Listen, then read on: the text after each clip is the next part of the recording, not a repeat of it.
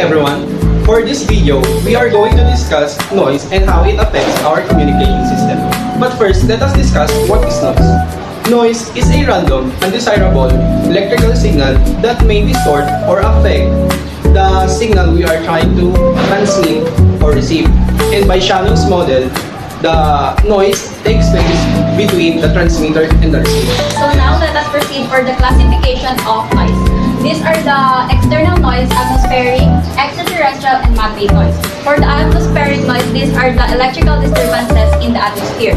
While extraterrestrial noise is the noise made from the space, and man-made noise is the industrial noise caused by machine. We're going to proceed to our internal noise, kung saan is nakapabilang nga dun is yung Gaussian noise natin. So meron tayong formula dito na Vn is equals to 4k TV times the total resistance, kung saan yung A is the Boltzmann constant and the B is the bandwidth, while the R is the total resistance, and yun lang, makuha na natin yung noise voltage natin. So isa pa sa internal noise natin is the shot noise, kung saan ito yung random arrival of electrons. So makukuha natin yung current ng shot noise using this formula. So square root of 2E times the ID and the bandwidth, kung saan yung is the electron charge constant, samantalang yung I sub D is the direct linkage current. Now let's proceed to the transit times. This happens when the electron move at slightly different speeds that may cause slightly random changes in the signal. So this may cause signal distortion. Let's proceed to the internal noise. The first one is flicker noise, in which caused by resistance fluctuation in our devices. The next one is the intermodulation, in which the distortion from mixing signals from our linear system.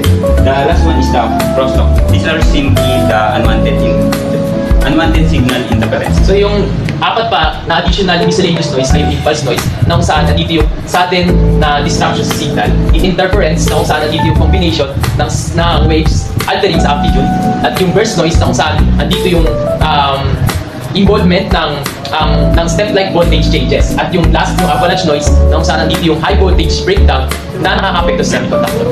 Dito naman sa signal to noise ratio, ginagamit natin to para makumpara kung gaano kalakas yung signal power natin kumpara sa noise power. So, ang formula niyan is the logarithm of signal power over noise power. Dito naman, yung noise figure natin, which is F, ang formula niyan is 10 logarithm of 1 plus Tn over To. Yung F natin is noise figure expressed in decibel, yung Tn is noise temperature, yung To is environmental or reference temperature expressed in Kelvin. Ngayon, mula dito sa noise figure na formula, mag-derive natin yung Tn or noise temperature, which is ito, To times 10 raised to F over 10 minus 1. So that's all, thank you.